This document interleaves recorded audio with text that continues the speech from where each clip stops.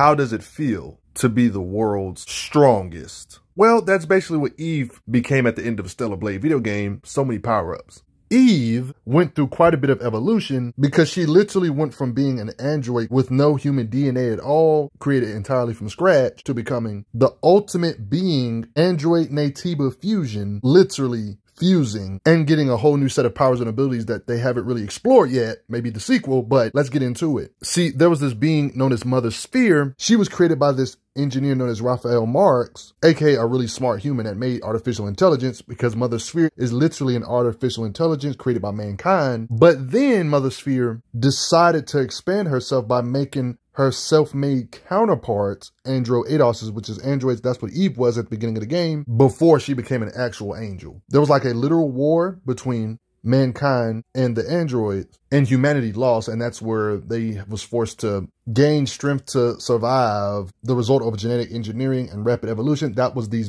monsters or beings, the Naytibas. They were technically humans the whole time, because this was apparently the only way for humans to even stand up against these powerful androids. These androids, Eve included, there was like literally squads, a whole bunch of these androids. Eve was one of them. Like, Eve really looked up to this being known as Taki. Behind the scenes or off screen, they would even have training sessions using blades. That's why when you see them fight together, they're really good at synergizing their moves and working together because they've been training together. Like, when they work together, it just seems so natural how she just launches Eve, for example.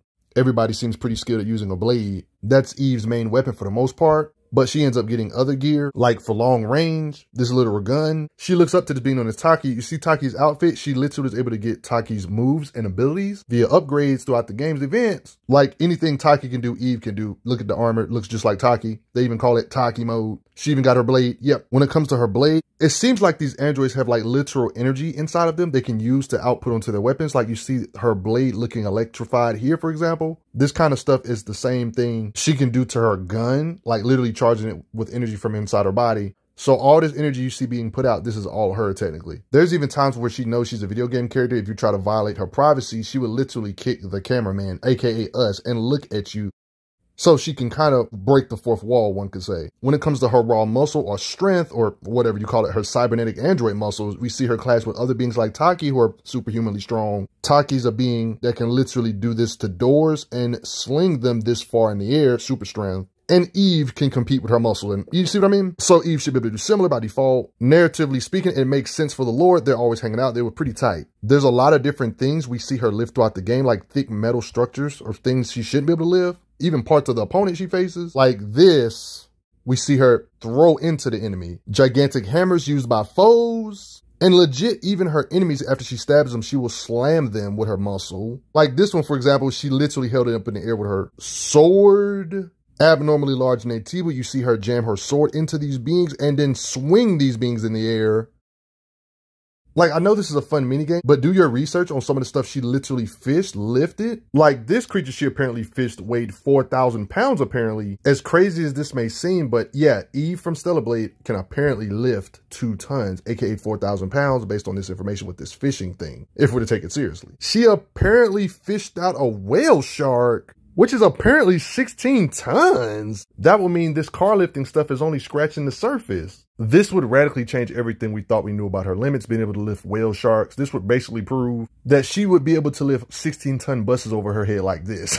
Like, don't get me wrong, I know she's always using a sword, but yo, would she even technically need a sword? Like, imagine how hard her punches would feel. Bare minimally, wouldn't her punches, blunt punches with her fist feel like a bus falling on your face, honestly? Without relying on her blade, you can see the weight behind her hit. And blunt kicks.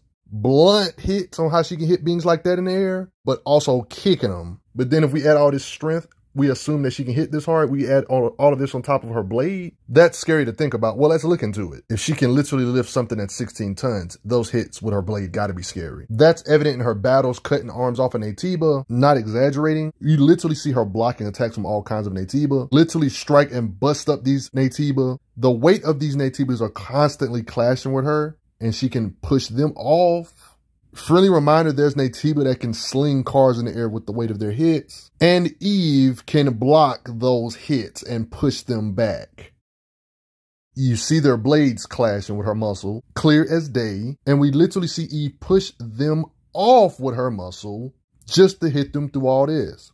even with her cutting power cutting these beings' arms off. Beings that can easily jump and hit this hard to go through concrete like it ain't no big deal, the weight of her hits is constantly blocking these same beings that can do that. And on this occasion, you see the same thing happen. It seems like size isn't a factor. We see her constantly cutting through these beings of steel. The best way to understand Eve's might is to look at this Natiba, for example, that literally got crushed by all of this crap right here, right? Created a shockwave from its landing. After this big old building size thing fell on it, it was able to survive and keep on fighting after something building size landed on you.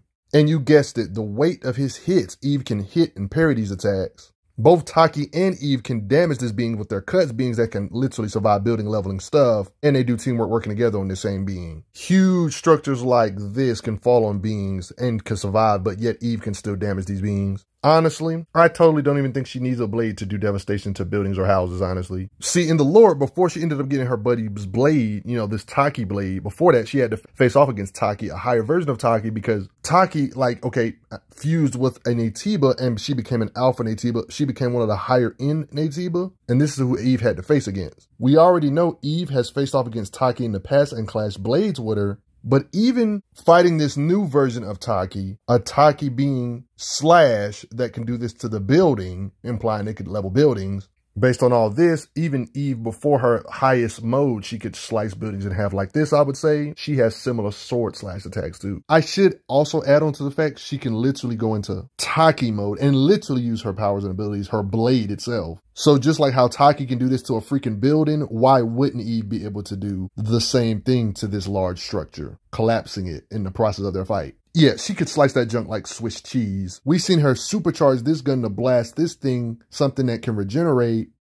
Yo, it can't regenerate no more. Proof that this power came from her body because she said her arm feels strange. You know, this energy came from her. Okay, since you know there's a Natiba hierarchy, there's a literal Natiba that's astronomically large, but still nowhere near as mighty as the mightiest Natiba, but pretty high in the hierarchy still. Like when Eve does a super duper charge with her gun, she has to face off, like it's fully charged, her body cell connected. This Natiba that's literally the size of buildings, mountainous size Natiba, like, okay, why is this impressive? Is because we've seen Eve literally do that to something ridiculously large. You don't know how large this is though. Hold on. There's this thing known as the orbit elevator. It goes all the way to space. Yes, look at it up close. Look at all of this thick metal structure that goes all the way up. Like this junk is thick. It's thick metal. Now that you know how big this crap is, this is why Eve blasting through it like this is impressive, guys. Like it's really hard to get an understanding of what this true size of this thing is, but it looks mountainous in size based on the fact that it goes all the way from the earth to space, and this structure part of it is even wider than normal. Oh man.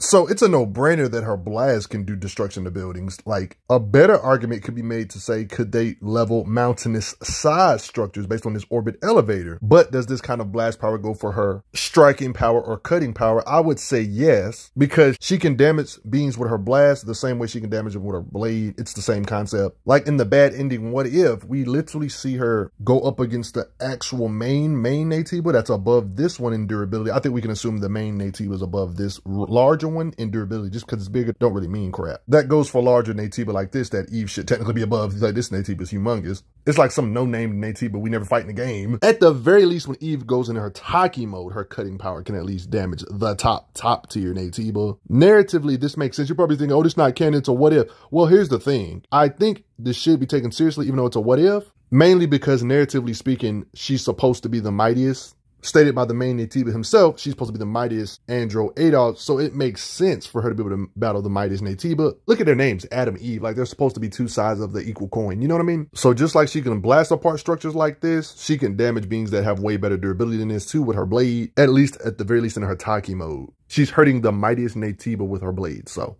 I want to see more, but yeah, she could probably cut up smaller size mountains with her super slashes in her Taki mode at the very least or something. Really hard to judge though. Astronomically large Natiba that are ridiculously big. No, I'm talking about this big, mountainous in size big. By the way, her body is resilient enough to get slammed like this by him and not splat, if we're being honest. But then again, one way to look at why she can hit so hard could be because of her muscle being able to hit ridiculously hard too. But part of this could be because of her fighting speed. You know, because when you hit or swing faster, That could be the reason why beings have a lot more weight behind their heads. Literally in the game's files, they literally tell you that you can deflect bullets with Eve's fighting speed. I mean, she low-key can fight teleporters basically, or beings that can move ridiculously fast like her, like Raven, for example. Eve herself, you see in cutscenes, have like zip burst speed to be able to blitz at her opponent. Raven is somebody that's like another airborne being that's ridiculously fast. She can keep up with her combat speed. Look how Raven moves here. Like, you see her just zipping across the fight. There's different Naytibas she has to fight that can literally blast out actual lightning. And it even gets worse. There's beings that can literally shoot out actual light beams and distort spaces. At the beginning of the game, she was slightly slower than this being known as Taki, but Eve literally gets Taki's mode. So whatever speed she might have lacked, she don't lack no more. She literally got her mode. In Taki's lore, she was known to have speed that was unmatched compared to everybody, and even her name itself is a pun. Taki indicates rapidness or swiftness in various contexts. Greek word meaning swift or speedy. You can Google it yourself. When she's literally caught off guard and still reacts to these beings while sliding. Look how she moves when she's in her Taki mode, just zip-zagging like Dragon Ball.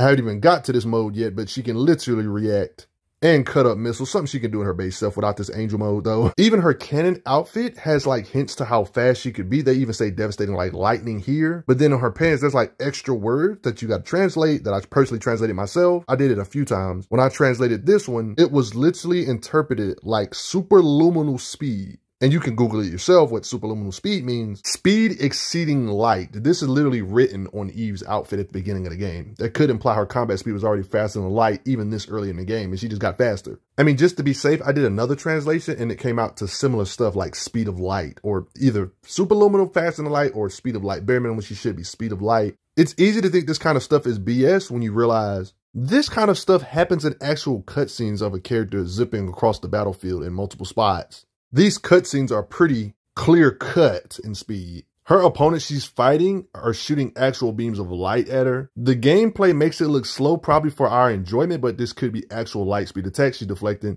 Not to mention the mightiest Naytiba can shoot out actual literal beams of light, and Eve can dodge this kind of stuff.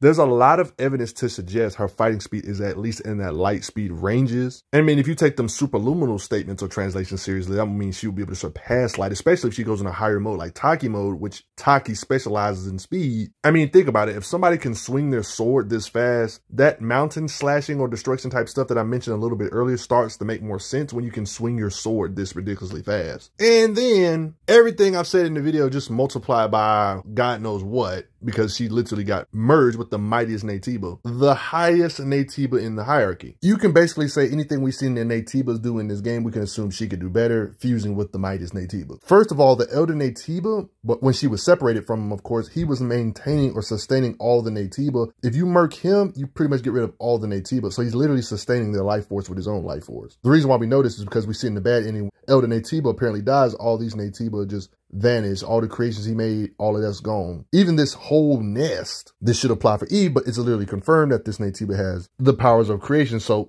does Eve technically, shouldn't she?